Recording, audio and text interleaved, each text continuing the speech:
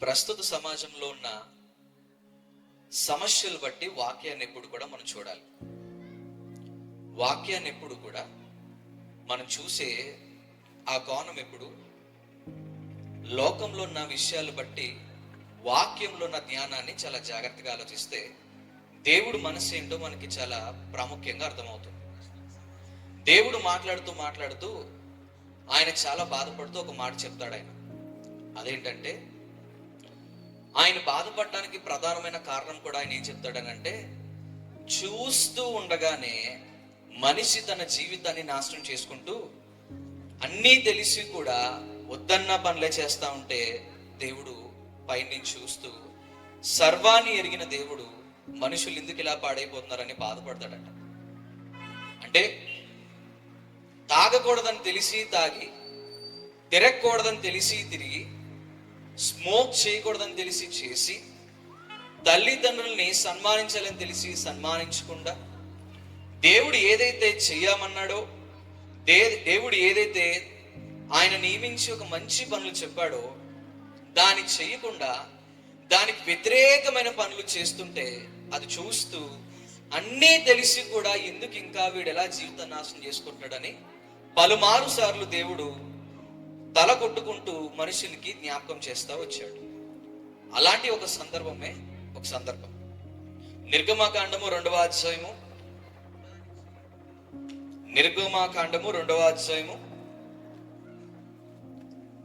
23వ వచనం. అలాగున అనేక దినములు జరిగిన మీదట ఐగుప్తు రాజు చనిపోయిను. ఇశ్రాయేలు తాము చేయుచున్న మొరపెడుచుండగా దేవుని యొద్దకు చేరును. కాగా దేవుడు వారు మూలుగులు విని అబ్రాహాము, ఇస్సాకు, యాకోబులతో తాను చేసిన నిబంధన జ్ఞాపకము చేసుకొనెను. దేవుడు ఇశ్రాయేలును చూచెను. దేవుడు వారి యందు లక్ష్యం ఉంచాను. చాలు. చదవబడిన లేఖనంలో మనకు అర్థం కావాల్సిన విషయం ఏంటంటే, మనుషులు సాధారణంగా దేవుని దగ్గరికి ఎప్పుడు వస్తారంటే, అన్నీ అయిపోయాక, చేతులు గాలిపోయాక దేవుడి దగ్గరికి వచ్చి నాకు ఇది కావాలి ఇవ్వ అని అడుగుతారట. ఇలాంటి లక్షణం మనుషులకు ఉందని తెలిసి దేవుడు ముందే కొన్ని లేఖనాలని ముందే మనకి తెలియపరుస్తున్నాడు. దేవుడు ఎలా మాట్లాడతారు సార్ అని అడిగితే, దేవుడు ఎలా మాట్లాడతాడంటే, ఇదిగోండి వాక్యం చెప్తున్నట్టుగా వాక్యం లోతుల నుంచి మాట్లాడతాడు. ఆయన పై నుంచి ఇలా కిందకు వచ్చి నేను ప్రత్యక్షమయ్యాను, నా మాట విను అని అనడాయన. ఆ దేవుడు ఇలా వచ్చి మనకు ప్రత్యక్షమై మాట్లాడే విధానం అలా ఉంటే మనకి బైబిల్ అవసరం లేదు, పోలీస్ స్టేషన్లు అవసరం లేదు, ల్యాండ్ ఆర్డర్ అవసరం లేదు, కోర్టులు అవసరం లేదు, అసలు మనకి కాన్స్టిట్యూషన్ కూడా మనకు అవసరం లేదు. దేవుడే ఇలా వస్తే, ఇప్పుడు మీరు ఆలోచించండి, దేవుడు ఎలా మనుషులతో మాట్లాడతాడంటే, పైనుంచి తన భక్తులుగా పిలువబడుతున్న వాళ్ళ జీవిత పరమార్థం నుంచి, వాళ్ళ జీవితం నుంచి మన జీవితంతో మాట్లాడతాడు. ఈరోజు మనం ఏదైతే విషయాల్లో శ్రమలు పొందుతున్నామో, ఈరోజు మనం ఏ విషయాలు అయితే నలిగిపోతున్నామో, మనకన్నా మన ముందు మన పితరులు లేదా మన పూర్వీకులు అనేకమైన విషయాల్లో వాళ్ళు నలిగిపోయి వాళ్ళ జీవితంలో దేవుని ఎలా స్మరించారో ఆ విషయాల్ని జ్ఞాపకం చేస్తూ మనకు నేర్పిస్తున్నారు. అంటే దేవుడు ఇలా సూటిగా ప్రతి మనిషితో మాట్లాడుతూ, ఇదిగో ఇలా ఉంటే నీ జీవితం ఎలా అయిపోతామని అనేక మంది జీవితాలని ముందు పెట్టిన ఈ దేవుడు మాట్లాడుతున్న విధానాలకి ఇంకా మనం లోబడకట్లేదంటే, దాని విషయాలు మనం అర్థం చేసుకోవట్లేదంటే, నీ చేతులారా నీ గొయ్య నువ్వే తోకున్నట్టు.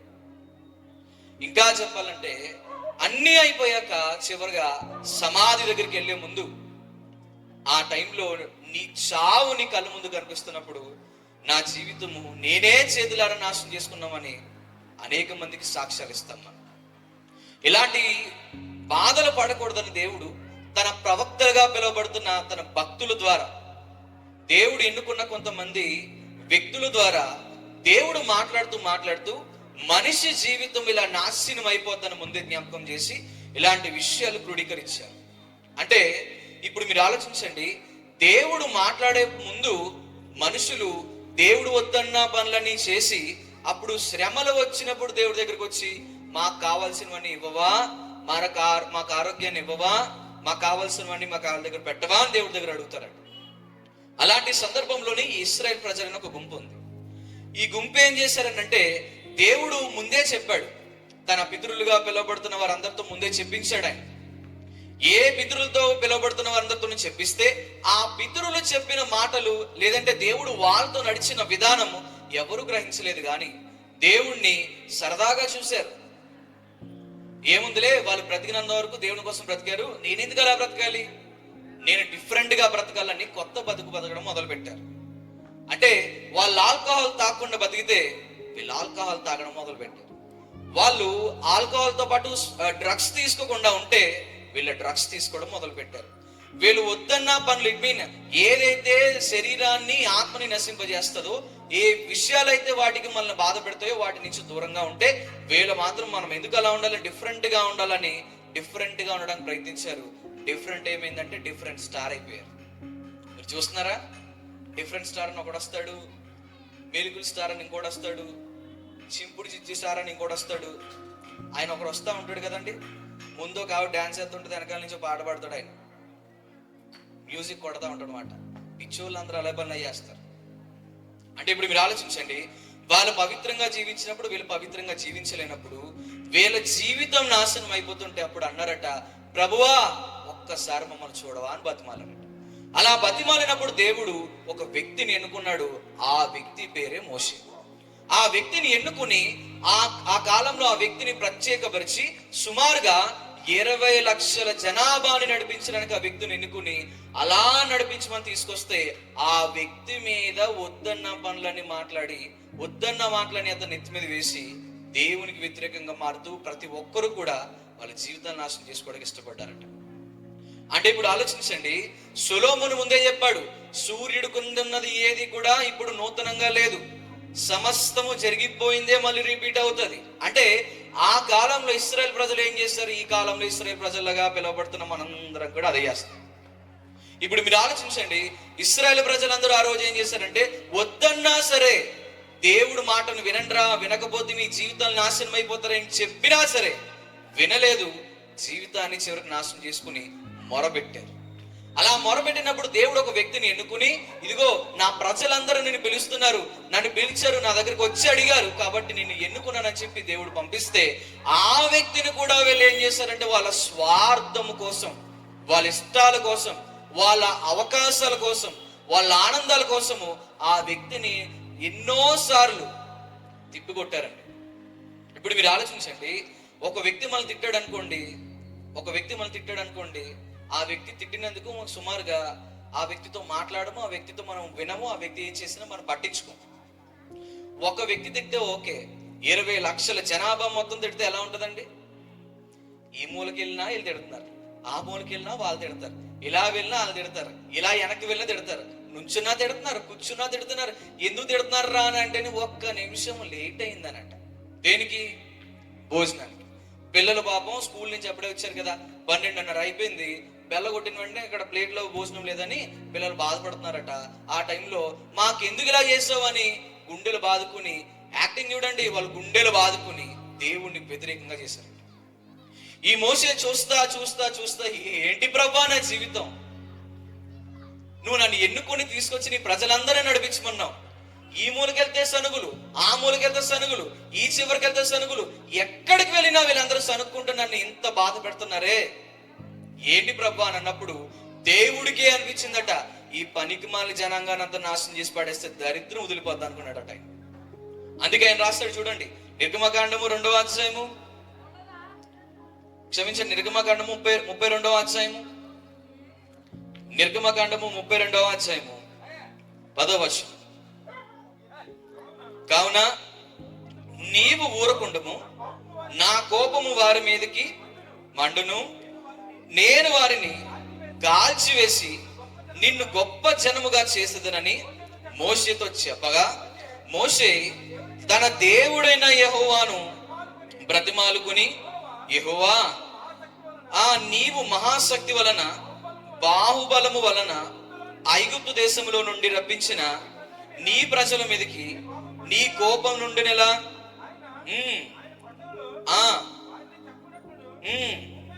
భూమి మీద నుండి నశింపు చేయనట్లును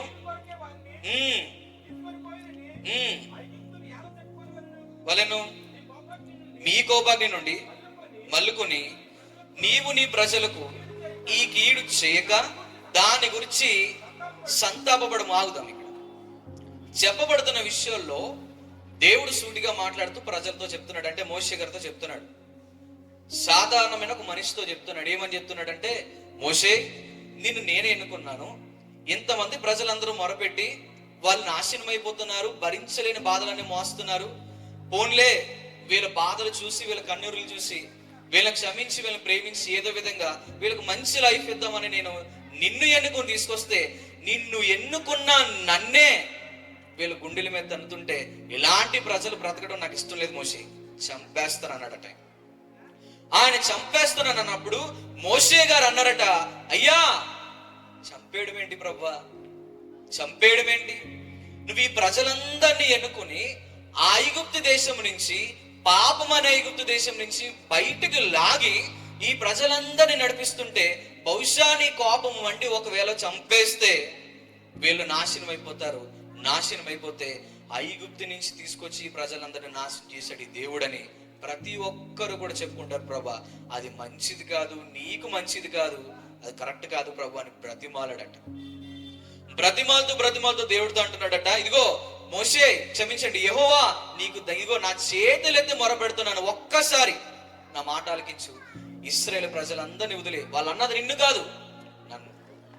వాళ్ళని నేమన్నా పర్లేదేమో కానీ ఇదిగో నేను చెప్తున్నాను, నేను చెప్పిన మాట ప్రకారంగా ఒక్కసారి నా ముఖం చూసి వాళ్ళు వదిలే అని బతిమాలాడట. బతిమాలతో ఇంకేం చెప్తున్నాడు చూడండి, 13 చదువుదాం. నీ సేవకులైన అబ్రాహామును, ఇస్సాకును, ఇశ్రాయేలు జ్ఞాపకము చేసుకునుము. నీవు వారితో ఆకాశ నక్షత్రముల వలె నీ సంతానమును అభివృద్ధి చేసి నేను చెప్పిన ఈ సమస్త భూమిని వారి నిరంతరము దానికి హక్కుదారులవుతారని వారితో నీతో నడి ప్రయాణము చేసి చెప్పిదవనెను. అంతట యెహోవా తన ప్రజలకు చేసేదని చెప్పి కీడుని గురించి సంతాపపడెను. చాలు. సంతాపపడడం అంటే దాని అర్థం ఏంటండి? సంతాపపడడం అంటే దాని అర్థం, ఇప్పుడు మీరు ఆలోచించండి, మోషే గారు బాధపడుతుంటే మోషే గారు చూస్తున్న దేవుడు అలా మోషేతో మాట్లాడుతున్నప్పుడు మోషే ఇన్ఫర్మేషన్ అంతా చెప్పి ఈ ప్రజలందరూ నీ ప్రజలే, వీళ్ళు పోన్లే అన్న అంటే అన్ని వదిలే, ఏం కాదు ప్రభా, ఒక్కసారి నా మొహం చూడని చెప్పి బ్రతిమాలి ఒక్కసారి ప్రభా అని తలెత్తితే దేవుడు అన్నాడట, నేను ఈ విషయంలో నేను అలా చేయకుండా ఉండలేను, పర్లేదు మోషే, ఒక్కసారి వీళ్ళందరినీ చంపేసి నేను రాళ్ళు కూడా మనుషులుగా చేయగలను, నేను దేవుడిని కాబట్టి ఏదైనా చేయగలను, నేను చెప్తున్నాను ఈ మనుషులందరినీ చంపేస్తానంటే బ్రతిమాలి దేవుని దగ్గర ఏడ్చి కాళ్ళు పట్టుకున్నాడట. ఏడ్చి కాళ్ళు పట్టుకుని ప్రభా ఈ ప్రజలు నశించిపోవడం మంచిది కాదు ప్రభా, ఒక్కసారి వీళ్ళ వైపు తిరగవా, చూడవని బ్రతిమాలితే చూద్దాం అనుకున్న సమయంలో మళ్ళీ వద్దన్న పనులన్నీ చేసి దేవునికి కోపం రేగొట్టిన సమయంలో అప్పుడు మోషే గారు ఏం చెప్పారు చూడండి, 32 చూడండి ఒకసారి. నిర్గమకాండం 32 వచ్చిన, అయ్యా నీవు వారి పాపమును,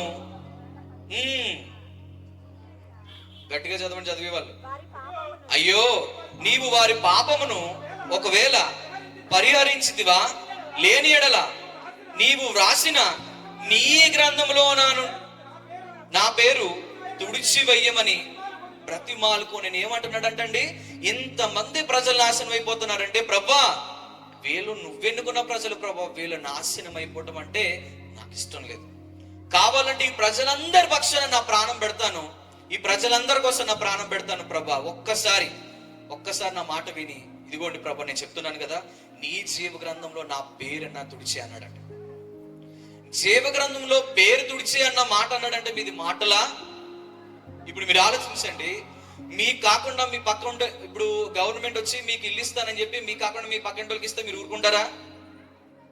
మీకు కావాల్సిన ఆఫర్లన్నీ మీ దగ్గరికి రాకుండా వేరే వాళ్ళ దగ్గరికి వెళ్తుంటే మీరు ఊరుకుంటారా? ఇప్పుడు మీరు ఆలోచించండి, మనకు కావాల్సినవన్నీ మనకు రాకపోతేనే మనం ఊరుకోలేనప్పుడు మోషే గారికి ఉన్న లక్షణం చూడండి. దేవుడు దగ్గరకు వచ్చి అంటున్నాడట, ఈ ప్రజలందరూ కూడా కనిపిస్తున్న ఈ ప్రజలందరూ నాశనం అయిపోతారేమో ప్రభా, ఇదిగో వీళ్ళ కోసం నేను బ్రతిమాల్చున్నాను, వీళ్ళందరూ నాశనం అయిపోకూడదు కాబట్టి నా పేరు నీ జీవగ్రంథంలో తుడిచే అన్నాడట.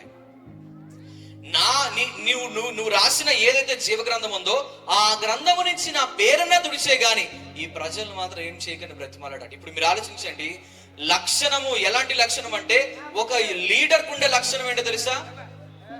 ఆ కిందున్న బాధలన్నీ కూడా అతని మీద వేసుకోవడమే లీడర్కున్న లక్షణం. లీడర్లకున్న లక్షణం ఎలా ఉండాలంటే, కిందున్న ప్రతి ఒక్కరి భారం అతని మీద వేసుకుని ఆ కుటుంబంలో ఉన్న సమస్యలు అతనివిగా భావించి, అతనుకున్న ఇబ్బందులు ఇతనిలా భావించి, అతనుకున్న ప్రతిదీ కూడా ఇతని తల మీద పెట్టుకుని ఆ బాధలు మోసేవాడే నిజమైన నాయకుడు. అలాంటి నాయకుడు ఈ మోషే గారిని దేవుడు ఎందుకు ఎన్నుకున్నాడు అని వెతికితే మీరు ఆలోచించండి, ఆ వ్యక్తి కోసం ఒక మాట రాయబడింది. ఈ లిస్ట్ అంతా చెప్తూ ఈ విషయాలన్నీ చూపిస్తూ మోషేని ఎన్నుకున్న కారణం చూపిస్తున్నాడు ఆయన. ఇప్పుడు మీరు ఆలోచించండి, ఈ ఒక లీడర్ని ఎన్నుకునే విధానం ఎలా ఉంటుందనంటే, అతనిలో ఉన్న కొన్ని క్వాలిటీస్ ఉంటాయి. అతనిలో కొన్ని క్వాలిటీస్ కనిపించాలంటే, ఇప్పుడు ఇశ్రాయేలు ప్రజలు సుమారుగా 20 లక్షల మంది, అంచనాగా 20 లక్షల మంది అంటే మీరు ఇప్పుడు ఆలోచించండి, ఇంత జనాభానంతటి నడిపించడానికి ఒక సైనికుడు లేదంటే ఆ నడిపించే యోధుడు ఎలా ఉండాలండి? చాలా గొప్పగా ఉండాలి. ఆ కింద ఉన్న వాళ్ళందరికన్నా గొప్పగా ఉండాలి. ఇప్పుడు ఆ కింద ఉన్న వారందరికన్నా గొప్పగా ఉండేవాడు ఎవడన్నా ఉన్నాడంటే, అన్ని చోట్ల వెతికితే మోషే లాంటి వాడు ఒక్కడే దొరికాడంట ఆయనకి. ఎందుకు మోషే అంత ప్రత్యేకంగా ఎన్నుకోవాల్సి వస్తుంది? ఆ విషయాన్ని మనం ఆలోచిస్తే మత్తయి సువార్త 5వ అధ్యాయం చూడండి సార్. మత్తయి సువార్త 5వ అధ్యాయము 5వ వచనం. మత్తయి సువార్త 5వ అధ్యాయము 5వ వచనం. సాత్వికులు ధన్యులు, వారు భూలోకమును స్వతంత్రించుకుందురు. ఇప్పుడు మీరు ఆలోచించండి, మోషే గారికి ఉన్న లక్షణం ఒకటి ఏంటో తెలుసా? సాత్వికం ఉంటే భూలోకాన్ని కూడా జయించుకునే గొప్ప శక్తి ఉంటదట. అంటే మీరు ఆలోచించండి, భూలోకాన్ని మొత్తం అంతటిని కూడా సంపాదించాలంటే సాత్వికం ఒక్కటి ఉండాలంట. ఈ సాత్వికం లేకపోతే ఏ మనిషి అయినా తన కుటుంబాన్ని సాధించలేడు, బయట సమాధానాన్ని సాధించలేడు, సంఘాన్ని సాధించుకోలేడు, ఎదుటి వాళ్ళని సమాధానంగా చూడలేడు, ఇంకా బాగా లోతుగా ఆలోచిస్తే దేవుని కృపను పొందుకోలేడు. సాత్వికం అంటే ఇప్పుడు మీరు ఆలోచించండి, ఈ మత్తయి సువార్తలో చెప్పబడిన మాట యేసుక్రీస్తు వారే స్వయంగా మాట్లాడుతున్న మాట. ఆయన మాట్లాడుతూ చెప్తున్న మాట ఏంటంటే, ఇదిగో ఎవరైతే సాత్వికులు ఉంటారో వాళ్ళందరూ భూలోక రాజ్యాన్ని జయించుకుంటారు అన్నాడు ఆయన. భూలోకాన్ని జయించుకుంటారు అంటాడు. అంటే ఇప్పుడు మీరు ఆలోచించండి, మన టర్మినాలజీలోకి మార్చుకుంటే ఈ భూమంతటికి హీరో అవ్వచ్చు. భూమంతటికి హీరో అవ్వాలంటే ఇష్టానుసారంగా ఇలా తాగితే భూమంతా హీరో అవ్వరు. చాలా మంది యవనస్తులు అనుకుంటారు, ఇష్టానుసారంగా బూతులు మాట్లాడితే ఆ అమ్మాయి నా మాట వింటే అబ్బా ఎంత బాగా మాట్లాడుతున్నాడు రైట్ సూపర్ అంటది అనుకుంటారు. ఇంకా వాళ్ళు ఏమనుకుంటారంటే, ఇష్టానుసారంగా తిరగడం, అలా తిరుగుతూ ఉంటే రోడ్డు మీద బండి వేసుకుని ఈ చివరి నుంచి ఆ చివరికి, ఆ చివరి నుంచి ఈ చివరికి తిరుగుతూ ఉంటే ఈ సౌండ్ విన్న ప్రతి ఒక్కరు అబ్బా మంచి రైడర్ వచ్చాడరా మన ఏరియాలోకి అంటారు అనుకుంటారు. మంచి రైడర్ వచ్చారనరు. ఆ ఇంట్లో లోపడుండి ఈ పనికిమాలుడు ఆ మూలకి కింద వెళ్ళిపోయి ఆ చివరికి వెళ్ళిపోయి లెఫ్ట్కి వెళ్ళిపోయి రైట్కి వెళ్ళిపోయి కింద వెళ్ళిపోయి ఏ కాలు ఇరిగిపోతే హాస్పిటల్కి వెళ్ళినప్పుడు చూద్దాం అనుకుంటారు. ఇంకా యవనస్తులు ఏమనుకుంటారంటే, ఇలా కాదు, ఇలా ఇంకా డిఫరెంట్గా ఉండాలని డిఫరెంట్ యాక్టివిటీస్ అన్ని చేసి హీరో అనుకుంటారు, హీరోలా ఫీల్ అవుతారు. అందుకే చూడండి, ఆ సినిమాకి ఈ సినిమాకి ఈ సినిమాకి వెళ్ళి బయటకు వచ్చి ఆడెవడో తాజాన్ అలా ఎగురుతాడట, ఈడు కూడా ఎగురుదాం ప్లాన్ చేస్తాడు. తాజాన్లు ఎగురుదాం అనుకుంటాడు, బాహుబలి లాగా కత్తెట్టుకుంటాడు అంటాడు, విచిత్రమైన పనులన్నీ చేస్తాడు. ఇప్పుడు మీరు ఆలోచించండి, హీరోయిజం అని అంటే సినిమాలో చూపించిన పనులని ఇక్కడ తీసుకొచ్చి చూపించడం హీరోయిజం కాదు, సిగరెట్లు కాల్చడం హీరోయిజం కాదు, మందు తాగడం హీరోయిజం కాదు, భార్యల్ని భర్తల్ని లేదంటే కుటుంబాన్ని తల్లిదండ్రులు బాధ పెట్టడం హీరోయిజం కాదు, నోటికి వచ్చినట్టు మాట్లాడటం హీరోయిజం కాదు, వీధికి ఎటు టైం పాడు లేకుండా ఎవరిని పడితే వాళ్ళని డిస్టర్బ్ చేయడం హీరోయిజం కాదు. హీరోయిజం అంటే ఇదిగో మోషే గారికి ఉన్న సాత్వికం. ఆ సాత్వికం ఉంటే దేవుడికి నచ్చుతారట. ఇప్పుడు మీరు ఆలోచించండి, మోషే గారికి సాత్వికం ఉంది కాబట్టి పరలోకంలో దేవుడు ఆకాశం మహాకాశాలు కూడా పట్టల చాలని దేవుడు మనిషి మాట విన్నాడట. ఏ మనిషి అయినా సరే దేవా నా మాట వినవాలంటే వినే టైప్ కాదు ఆయన. మనిషి మాట వినే టైప్ కాదు. ఎందుకంటే మనిషి అంతరంగాన్ని ఎరిగిన వాడు కాబట్టి ఆయన ఎవరు పిలిస్తే ఆయన పలకడాయన. మనం వెళ్ళిపోయి, నువ్వు వెళ్ళిపోయి, నేను వెళ్ళిపోయి, వచ్చే దిగొచ్చే అంటే ఎక్కడికి వస్తాడు? మీ ఇంటికి వస్తాడు, మీకు భోజనం పెడతాడు. మీరు ఎలా పడతాలో పిలిస్తే దేవుడు వచ్చే టైప్ కాదు. ఆయన ఆకాశ మహాకాశాలు పట్టజాలని దేవుడు. ఆయన మనిషి మాట వినాలంటే మనిషిలో సాత్వికం ఉండాలంట. ఆ సాత్వికం ఎవరి దగ్గర ఉందని ఆలోచిస్తే ఇదిగో మోషే లాంటి గొప్ప ప్రవక్త వారియర్ దగ్గర ఉందట. అంటే ఇశ్రాయేలు ప్రజలు సుమారుగా 20 లక్షల మంది దేవునికి వ్యతిరేకంగా మాట్లాడుతుంటే అంతమందిని చంపేయాల్సిన దేవుడు కేవలం ఒక్క మాటతో ప్రభా నా ముఖం చూసి వదిలే అని అన్నాడంటే మీరు ఆలోచించండి ఆ వ్యక్తిలో ఎంత సాత్వికం ఉంటుందండి. 20 లక్షల మంది సాత్వికం. ఇప్పుడు ఆలోచించండి, ఒకరు మనం తిడితేనే మనం పడలేం, మన పాస్టర్ గారు ఏమన్నా అంటేనే మనం మొహం ఎత్తుకోలేం, ఏదన్నా ఒక్క మాట ఇలా చేసేవండి అని ఒక్క మాట అంటేనే మనం సహించలేం. ఇప్పుడు మీరు ఆలోచించండి 20 లక్షల మంది అంటండి, 20 లక్షల మంది 20 లక్షల మంది జనాభా అందరూ కలిపి ఒకే వ్యక్తి మీద పడిపోయి ఇలా చేసేవేంటి, ఆ శుభ్రంగా అక్కడ ఉంటే మేము బాగుండే వాళ్ళు, నీ వల్ల మొత్తం మా జీవితం నాశనం అన్న, నీ వల్ల మా జీవితం నాశనం, మా కుటుంబాల నాశనం, అన్ని నాశనం అయిపోయినాయి. అక్కడ ఉంటే మాకు కనీసం ఆ రాళ్ళు రొప్పలన్నా ఎత్తుకుంటే కొద్దిగా మాకు భోజనం దొరికేదేమో, ఏంటి బాధలు మాకు అని మోషే దగ్గరకు వచ్చి కావాలని అనుకునేవారట. పడుకోవడానికి వెళ్దాం అనుకునేవాడట. పడుకోవడానికి వెళ్తే ఆ చుట్టుపక్కల ఉన్న మొత్తం అందరూ కూడా అలా ఏరియాలోకి వచ్చేసి మోషేని నోటుకు వచ్చిన బూతులు మాట్లాడేవారట. అలా వెళ్ళిపో, మాకలేస్తుంది ప్రభు, మన్న ఇచ్చాడుగా దేవుడు, తిందామని అలా తిందామని చేతి దగ్గర ఇలా పెట్టుకునే లోపు తిను బాధిను అన్నారట. అలా అక్కడి నుంచి పోను, అక్కడికి వెళ్ళిపోని ఆ పక్కన ఏమి తోచగల కూర్చున్న చోటున ఆలోచించుకోలేకుండా అలా వచ్చి అందరూ కూడా ఆలోచిస్తున్నావా, నెక్స్ట్ ప్లాన్ అండి, మమ్మల్ని వేసేద్దామనే కదా, ఇలా మాట్లాడారట. ఇప్పుడు ఈ వ్యక్తికి ఎలా ఉంటుందండి? ఈ వ్యక్తికి ఎలా ఉంటుంది?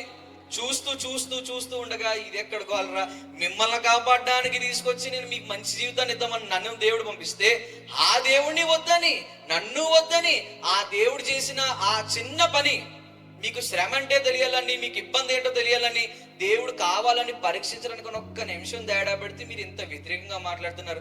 మీరెక్కడ మనుషులు రా? ఆయన గుండెలు బాదుకున్నాడు. ఆయన గుండెలు బాదుకుని ఏ మనిషి మీద కూడా సనుక్కోలేదైనా. ఒక్క వ్యక్తి మన ఇంట్లో తల్లిదండ్రులు వచ్చి ఇలా చేసావేంటని అడిగితేనే మనం తలెత్తుకోలేకుండా తల్లిని ఇబ్బంది, చూడండి మీరు ఆలోచించండి, తల్లిని నోటికొచ్చినట్టు తిడతారు, తండ్రిని నోటికొచ్చినట్టు తిడతారు. కొంతమంది ఉంటారండి పనికి మాల్లో, వీళ్ళు ఏం చేస్తారు అనుకుంటారు, తల్లిని తన్నుతారు, తండ్రిని తన్నుతారు, రోడ్డు మీద గీడ్చేస్తారు, తల్లిని తండ్రిని గౌరవం లేకుండా నోటికొచ్చినట్టు మాట్లాడతారు. కానీ మోషే చూడండి, అంతమంది తిడుతుంటే కూర్చుని ప్రభా వీళ్ళేం చేయకన్నాడు. అలాంటి సాత్వికులు ఎవరున్నారు ఈరోజు? అలాంటి సాత్వికులు ఎవరున్నారు? ఇంకా మాట్లాడుతూ లోతుగా తీసుకెళ్తే అపోస్తుల కార్యంలో ఒక మాట ఉంది చూడండి. అపోస్తుల కార్యంలో 7వ అధ్యాయము 37వ వచనం. అపోస్తుల కార్యంలో 7వ అధ్యాయము 37వ వచనం. అపోస్తుల కార్యంలో 7వ అధ్యాయము 37వ వచనం. నా వంటి ఒక ప్రవక్త దేవుడు మీ సహోదరులకు మీకు పుట్టించును అని ఇశ్రాయేలుతో చెప్పిన మోషే ఇతడే. దేవుడు చెప్పాడట. అంటే ఇప్పుడు ఈ క్రీస్తు మాటను వీళ్ళు బయలుపరుస్తున్నారు. ఇప్పుడు చూడండి, యేసుక్రీస్తు వారు తన శిష్యులతో చెప్పిస్తున్న మాట, నా వంటి ప్రవక్త. ఇప్పుడు యేసుక్రీస్తు వారికి ఉన్న దైవత్వం చూడండి, ఆయన దైవత్వానికి దగ్గరగా, ఆయన సాత్వికానికి దగ్గరగా ఉన్న వ్యక్తి ఎవరైనా ఉన్నారంటే మోషే. ఈ మోషే ఏం చేస్తాడంటే యేసుక్రీస్తు వారి దగ్గరికి కూడా పోల్చబడ్డాడంటే మీరు ఆలోచించండి ఎంత సాత్వికుడు అండి. ఆ సాత్వికత అతను ఏం చేశాడంటే భూమి మీద ప్రతి మనిషిని గెలుచుకున్నాడు. అందుకే చూడండి, బైబిల్ పట్టుకున్న ప్రతి ఒక్కరికి ఈ వ్యక్తి తెలుసా తెలీదా? మోషే అని పేర్లు పెట్టుకుని తిరుగుతారు, మోషేలా మాత్రం ఉండరు. అవునా? మన పేర్లు బోర్డు మంచి పేర్లు పెడతాం, ఆ లక్షణం మన ఎవరి దగ్గర ఉండవు, బైబిల్లోనే ఉంటాయి. మోషే అని పేరు పెట్టారు, ఇప్పుడు మీరు ఆలోచించండి, ఈ మోషేకున్న సాత్వికం ఉందా? ఇప్పుడు మీరు ఆలోచించండి, ఈ మోషేకున్న సాత్వికం ఏ మనిషికి లేకపోతే దేవుడే చెప్తున్నాడట, యేసుక్రీస్తు వారే చెప్పిస్తున్నారట. ఏమనట? సాత్వికం ఎలాంటిది? సాత్వికం అంటే నాకు సమానుడిగా దగ్గరగా వచ్చేవాడు ఒకే ఒక వ్యక్తి, మోషే. నా వంటి ఒక ప్రవక్త అన్నాడు, దేవునికి దగ్గరగా తీసుకుంటున్నాడు. ఇప్పుడు మీరు ఆలోచించండి, ఒక పరలోకంలో ఉన్న దేవుడు, సర్వాన్ని సృష్టించిన దేవుడు, సృష్టికర్తగా పిలబడుతున్న దేవుడే అంటున్నాడంటే మాటలా అండి? ఒక ఎమ్మెల్యే మన పేరు పిలిచాడంటే మనకు మామూలు కంగారు ఉంటుంది. ఆ చివరి నుంచి చివరికి అదేదో 100 మీటర్స్ రన్నింగ్ పెట్టినట్టు పరుగున వచ్చేసి స్టేజ్ ఎక్కేసి దాంట్లో చేసుకుంటాం. ఒక ప్రెసిడెంట్ మన ఇంటికి ఫోన్ చేసి అమ్మ నీతో మనం అర్జెంట్గా రానన్నాడంటే ఇంకా తిండి తిప్ప ఇల్లా చల్ల ఏముండదు, పరిగెట్టుకుని వెళ్ళిపోతాం. ఇప్పుడు మీరు ఆలోచించండి, ఆఫ్టర్ ఆల్ ఒక చిన్న ఏరియాకి సంబంధించిన ఒక చిన్న వాళ్ళైతే, ఒక ఎమ్మెల్యేలైతే, ఎంపీలైతే, ప్రెసిడెంట్లు అయితే, ఇంకా పెద్ద స్థాయిలో ఉన్నవారు వాళ్ళే పిలిస్తేనే గజగజ ఒరిగిపోయి ఆనందంతో పరిగెడితే, మోషేని పరలోకం నుంచి దేవుడు అన్నాడట, మోషే నాలాంటి ప్రవక్త నువ్వయ్యా అన్నాడట. ఆ బిరుదు ఎవరికి వస్తుంది? సాత్వికం ఉన్నవారికి. ఇప్పుడు మీరు ఆలోచించండి, మత్తయి సువార్త 5వ వచనం ప్రకారంగా దేవుడు చెప్తున్న మాట ఏంటంటే, ఇదిగో సాత్వికులు భూలోక రాజ్యాన్ని చేయించుకుంటారంటే. ఇప్పుడు మీరు ఆలోచించండి, ఇది ఆల్రెడీ దేవుడిచ్చిన ప్రవచనం. ఇప్పటికీ కూడా అది మనం పాటిస్తే నెరవేరుతుంది. ఈ సాత్వికం అనే మాటని, ఈ సాత్వికం అనే లక్షణాన్ని ఇప్పటికీ కూడా మనం నెరవేర్చగలిగితే, ఇప్పటికీ కూడా దాన్ని మనం పాటించగలిగితే, ఇచ్చిన దేవుడి ఆ మాటను మనం నిజంగా నిలబెట్టుకోగలిగితే, మీరు ఆలోచించండి, మనం ఆ సాత్వికను గెలుచుకుంటే భూలోకాన్ని జయించగలం. ఇప్పుడు మీరు ఆలోచించండి, మనకు మంచి తెలుసు, వాక్యం తెలుసు, దేవుడు తెలుసు, కొన్ని సంవత్సరాల తరబడిగా, కొన్ని నెలల తరబడిగా, కొన్ని వారాల తరబడిగా ఈ సత్యం అన్నీ తెలిసి కూడా ప్రభు చెప్తున్న మాటని మనం ఎంతవరకు విన్నామా, సాత్వికంతో ఉన్నామా లేదనేది పరీక్షించుకోవాలి. ఇలాంటి సాత్వికంతో ఉన్న వ్యక్తి, ఆ వ్యక్తి ఏం చెప్తున్నాడంటే, ఇదిగో నేను నడిపిస్తున్న ఇశ్రాయేలు ప్రజలు 20 లక్షల మంది మాత్రమే, కానీ నా తర్వాత రాబోయేవాడు ఒకడు ఉన్నాడు, అతను భూలోకంలో ఉన్న ప్రతి మనిషిని నడిపిస్తాడు, ఆయన సాత్వికుడు అని అతను సాక్ష్యం ఇచ్చాడు. ఆ సాత్వికుడి గురించి ముందే సాక్ష్యం ఇచ్చి, ఇదిగో మత్తయి సువార్త నుంచి అతని జీవిత చరిత్రను రాస్తూ ఇక్కడికి వచ్చిన తర్వాత మత్తయి సువార్త 11:29 ఒక మాట చెప్పించారండి. చూడండి ఒకసారి, మత్తయి సువార్త 11:29. మత్తయి సువార్త 11వ అధ్యాయము 29వ వచనం. నేను సాత్వికుడను, దీన మనసు గలవాడను గనుక మీ మీద నా కాడి ఎత్తుకుని నా యొద్దకు చేర్చుకునుడి, అప్పుడు మీ ప్రాణములకు విశ్రాంతి దొరుకును. అంటే నేను సాత్వికుడిని అన్న మాట యేసుక్రీస్తు వారు స్వయంగా చెప్తున్నారు. సాత్వికం అంటే చాలా మంది అనుకున్నారు అదేదో రకమైన ఆలోచన, లేదంటే అదొక టాలెంట్ అనుకున్నారు. చెప్పండి మీరు ఈసారి, సాత్వికం అంటే ఏంటండి? సాత్వికం అంటే ఏంటండి? దేన మనసు గలవారు సాత్వికులా? మరి దేన మనసు అంటే ఏంటి చెప్పండి? ఆ తెల్లమొహాలు వేసి చూడకండి, తెలుగు తెలియనట్టు చెప్పాలి. సాత్వికం అంటే అక్కడ ఎదురుగా ఎంత పెద్ద గొడవ జరుగుతున్నా, నిన్ను కొట్టేస్తానన్నా, నిన్ను చంపేస్తానన్నా, నీ రోడ్డు మీదకి లాక్కొచ్చినా సైలెంట్ గా చేతులు 2 వెనక్కి పెట్టి అలా చూడటం, అంతకించి ఏం చేయొద్దు. అలా చూడాలి. కొడతావా? కమాన్ ఐమ్ రెడీ హియర్ అన్ను మనసులో అన్నారు, బయట అనకూడదు. బయట అన్నవాడు నిజం కొడతారు. ఇప్పుడు మీరు ఆలోచించండి, సాత్వికం అంటే ఎదుటి వాళ్ళు నిన్ను ఎన్ని దూషించినా వాళ్ళ మేలు కోరం. సాత్వికం అంటే ఎదుటి వాళ్ళు నీ పైన కక్షలు కట్టినా వాళ్ళ కోసం నువ్వు ప్రార్థించాలి. సాత్వికం అంటే ఎదుటి వాళ్ళు నువ్వు ఎన్ని తప్పుడు మాటల మీద పలికినా నువ్వు మాత్రం వాళ్ళ కోసం మంచే మాట్లాడు. సాత్వికంకున్న లక్షణం అది. సాత్వికం అంటే ఆ లక్షణం అది. ఈ లక్షణము మోషే గారి దగ్గర కనిపించింది. తర్వాత తన కుమారుడుగా, తండ్రి కుమారుడుగా పిలువబడుతున్న నజరేయుడైన యేసుక్రీస్తు దగ్గర కనిపిస్తుంది. ఈ లక్షణము మనకి కూడా దేవుడు ఇస్తానని వాగ్దానం చేశాడు. అందుకే ఆ కొండ మీద ఉన్న ప్రసంగంలో యేసుక్రీస్తు వారు కొన్ని ప్రాముఖ్యమైన మాటలు చెప్తూ ఒక మాట అన్నారు. ఈ మాట మత్తయి సువార్త 5:5 ఏమంది? సాత్వికులు ధన్యులు, వారు భూలోక రాజ్యాన్ని స్వతంత్రించుకుంటారు. భూలోక రాజ్యాన్ని అంతా స్వతంత్రించుకోవడం అంటే మాటలా? చాలా మంది భూలోక రాజ్యాన్ని స్వతంత్రించుకుందామని అలెగ్జాండర్ లాంటి వాళ్ళు వచ్చారు, కత్తిలు పట్టారు, భూలోకాన్ని జయించుద్దాం అనుకున్నారు. కానీ భూలోకాన్ని కాదు కదా, సగం కూడా జయించలేకపోయారు. దాంగుడు చచ్చిపోయాడట. ఇంకా లోతుగా ధ్యానిస్తే సాత్వికంగా ఉన్న ఇంకొక లక్ష్యం ఏంటో తెలుసా? మదర్ తెరీసా దగ్గర మనం చూస్తాం.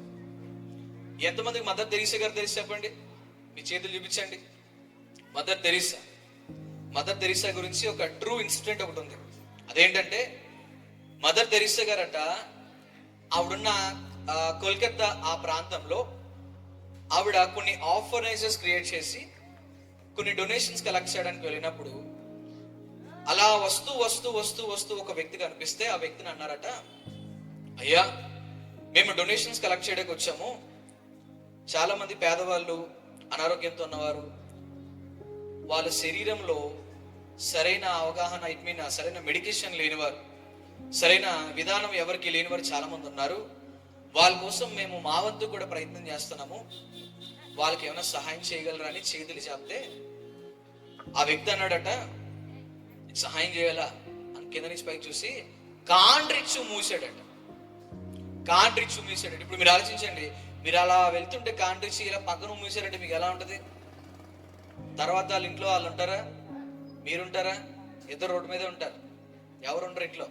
ఇప్పుడు మీరు ఆలోచించండి, పక్కన మూస్తేనే తట్టుకోలేకపోతున్నాం అంటే చేతులు చాపి అయ్యా మాకు సహాయం చేయండి ప్రభా అని చేతులు చెప్తే ముఖం మీద కాదు చేతుల్లో ఊసాడట. చేతుల్లో ఊస్తే ఆ స్త్రీ చూడండి, ఆ మదర్ తెరీసా గారు ఆ చేతుల్లో ఊస్తే ఇలా చేతులు పట్టుకుని థ్యాంక్స్ అండి, ఇది నాకు ఇచ్చారు, థ్యాంక్ యూ సో మచ్, మరి వాళ్ళకి ఏమి ఇస్తారండి అని అడిగాడు. ఇలా అడిగిన వెంటనే ఆ స్త్రీ, ఆ వ్యక్తి మనసు మొత్తం కరిగిపోయిందట. అంటే మీరు ఆలోచించండి, సాత్వికం ఇప్పుడు ఆ స్త్రీలో ఏముందంటే వాక్యం ఉంది. ఆ వాక్యం ఏం చేసిందంటే నిన్ను వలె నీ పొరుగువాడు ప్రేమించిన లేఖనాన్ని బయటకు చూపించింది, లేఖనాన్ని నెరవేర్చింది. నిన్ను వలె నీ పొరుగువాడు ప్రేమించినది చూపించింది, నీ శత్రువుని ప్రేమించమని చెప్పింది, వాళ్ళ కోసం ప్రార్థించమని చెప్పింది, వాళ్ళతో సాత్వికంగా మాట్లాడమని నేర్పించింది. ఈ వాక్యం తన హృదయంలో ఉన్నప్పుడు ఇది నా కొరకు మూసారు, ఇది నాకు ఇచ్చిన గిఫ్ట్, ఇది థ్యాంక్స్ అండి. కానీ ఇదిగోండి, వెనకాల ఉన్న చాలా మంది రోగాలతో నశించిపోతున్నారండి, వాళ్ళకి ఎంతో కొంత ప్లీజ్ సార్ అని చేతులు చాపిందట. ఇది చూస్తూ ఆ వ్యక్తి కన్నీరు కార్చి గుండె కరిగి, నీకేం చేయగలనమ్మా, నేను కాండ్రిచ్చు మూస్తే నువ్వేదో చేస్తావు అనుకున్నాను కానీ ఏమి చేయకు. మదర్ తెరీసా గారు తెలిసారంటే ఆవిడ నెరవేర్చింది సాత్వికం అనే లక్షణం. మత్తయి సువార్త 5:5 ఆ వచనాన్ని నెరవేర్చింది. సాత్వికంతో, ఓపికతో సహించింది, భరించింది, నిలబెట్టుకుంది. ఆవిడ అనేక మందికి ఈరోజు మాదిరికరంగా మారింది. సాత్వికం భూలోకాన్నే కాదు, దేవుణ్ణి కూడా గెలుచుకునేలా చేయగలదు. దేవుణ్ణి కూడా, భూలోకాన్నే కాదు, ప్రతి దాన్ని కూడా గెలుచుకునే చేయగలదు. ఇప్పుడు మీరు ఆలోచించండి, ప్రతి దాన్ని గెలుచుకునేలా చేయగలిగినది ఒకే ఒక్కటి సాత్వికం. ఆ సాత్వికమే దేవుడు నీకు నాకు నేర్పిస్తుంది. ఇదిగో ప్రతి ఒక్కరి కోసం ప్రార్థన చేయన్నాడు. ఇప్పుడు మన ఇంట్లో తల్లి ఏమన్నా పడలేం, మన తండ్రి ఏమన్నా అంటే పడలేం, మన పాస్టర్ ఏమన్నా అంటే పడలేం, మన చుట్టుపక్కల ఏమన్నా ఇదిగో నీ మంచి కోసం ఒక మాట చెప్పినా పడలేం, మనం ఏం చెప్పినా పడలేకపోతే నీకు పరలోక రాజు ఎవడిస్తాడు, ఎలా ఇస్తాడు? మోషే అన్నాడు, ఆ రాజ్యమైనా వద్దు కానీ ఈ ప్రజలను కాపాడు ప్రభా, ఒక్కడిని పోయినా పర్లేదు, 20 లక్షల మంది పోతున్నారంటే ఎంత అన్యాయం, వద్దు ప్రభా అని చెప్పి అన్నాడు. అంటే మీరు ఆలోచించండి, ఆ సాత్వికాన్ని బట్టి ఆ పరలోక రాజ్యం జయించుకోవడానికి సిద్ధపడ్డాడు. ఇప్పుడు మనల్ని ఏ మొహం చూసి పరలోక రాజ్యం దేవుడు ఇస్తాడు? ఏం చూసి ఇస్తాడు? నువ్వు క్షమించు, ప్రేమించు, అర్థం చేసుకో, ఎదుటి వ్యక్తిని సాత్వికంగా నెమ్మదితో. ఒక వ్యక్తికి కావాల్సింది మనం ఇవ్వం, ఏమీ చెయ్యం. ఇలా ఏమి చేయకుండా దేవుడి చిత్తాన్ని నెరవేర్చుకుంటా, ఆయన లేఖనాన్ని మన జీవితంలో నెరవేర్చుకుంటా పరలోకం ఇచ్చేస్తాడా? ఇస్తాడా? You come to me, you go there అంటాడు సింపుల్ గా. ఇప్పుడు మీరు ఆలోచించండి, సాత్వికంతో ఇంకా ఏం చేయించని ఆలోచిస్తే వాక్యంలో ఇంకొక మాట ఉంది, చూద్దాం. చూడండి, మత్తయి సువార్త, క్షమించండి, 2వ సమూయేలు 22వ అధ్యాయము, 2వ సమూయేలు 22వ అధ్యాయము 36వ వచనం. నీవు నిరీక్షణ కేడమును,